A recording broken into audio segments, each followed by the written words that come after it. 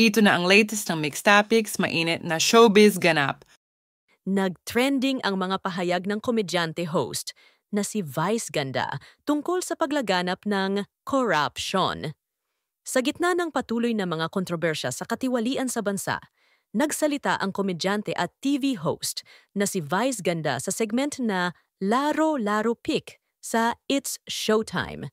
Habang nakikipag-usap sa 21 taong gulang na contestant na si Ronron na nagbahagi ng kanyang karanasan sa pagtatrabaho sa murang edad na 14, ipinahayag ni Vice ang kanyang saloobin sa mga pakikibaka na kinakaharap ng mga manggagawa tulad ni Ronron.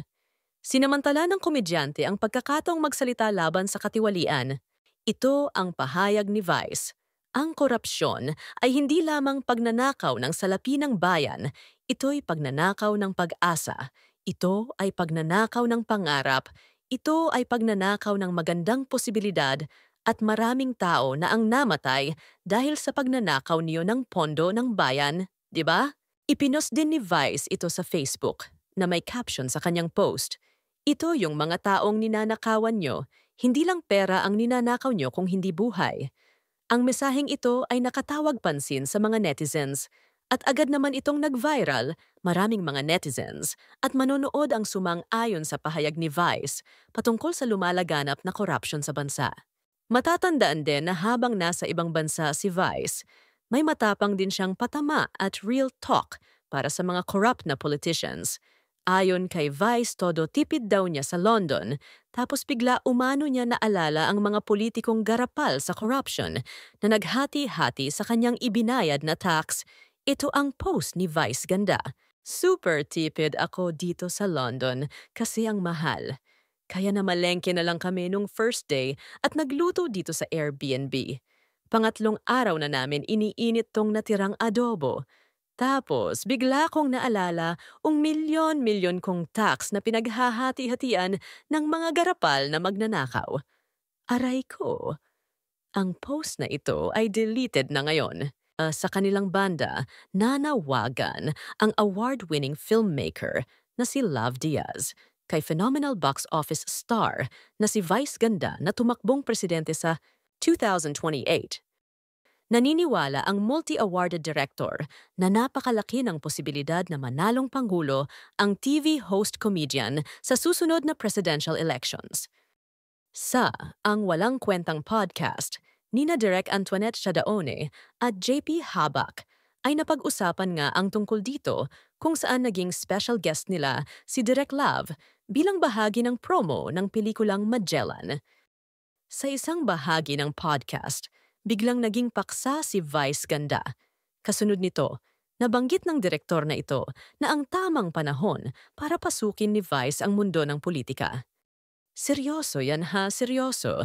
Kasi napaka-bleak ng future pag hindi natin mawasak yung wall na yon, yung Sara Duterte wall, which is coming, which is coming. The nightmare is coming. It's only 2 years away, so we need to act. Gamitin natin ang pop culture to destroy that, sabi ni Derek Love Diaz. Sino bang pinaka-icon sa pop culture ngayon? Vice Ganda. At maganda rin ang pananaw ni Vice. Gamitin natin, let's use that. Kasi yun na yung labanan mythologizing with making. Ganon ang populist leaders Dagdag pa ni Derek. Mayroon din siyang suggestions kung sino-sino ang mga pwedeng maging vice president niya at pinangalanan niya ang mga ito at mas maganda umano kung gumawa na ng kilusan para sa pangangampanya kay comedian host Vice Ganda. Ito ang dagdag ng pahayag ni Direk Love. Kaya mag-campaign na tayo. Vice, go! Gawin na siyang kilusan. Vice Ganda Movement. Vice Ganda for President. Gawing kilusan. Start it now. Ganon yung labanan Ilagay lang si Chel o si Risa o si Lenny, Vice ni Vice. At pag nanalo na sila, mag-resign si Vice. May presidente na tayong maayos, pahayag ng direktor. Hanggang ngayon ay wala pa naman komento si Vice Ganda tungkol sa pahayag ni Direk Love Diaz. Samantala, hindi lang si Vice Ganda ang artista na matapang na naghayag ng kanilang mga saloobin tungkol sa nangyayaring malawakang katiwalian sa bansa. Isa na dito ang actress-singer na si Geneva Cruz. Nag-viral kasi ang singer-actress na si Geneva Cruz dahil sa matapang na post tungkol sa umano'y katiwalian sa Pilipinas. Ipinagpaliban ni Geneva Cruz ang kanyang ika-35 taong anibersaryo concert, ang Gen Evolution, na orihinal na naka-schedule sa Music Museum. Matapos malaman na ang isang napakalaking protesta laban sa diumano'y katiwalian at maling pamamahala sa gobyerno ay nakaschedule sa parehong araw ng kanyang anibersaryo concert. In a heartfelt social media post, Geneva Cruz explained that the decision was not only for the safety of her fans, but also a matter of conscience. I am willing to delay my celebration, not just for the safety of my followers, but because I feel more compelled to follow my moral compass. We can no longer tolerate this sickening situation.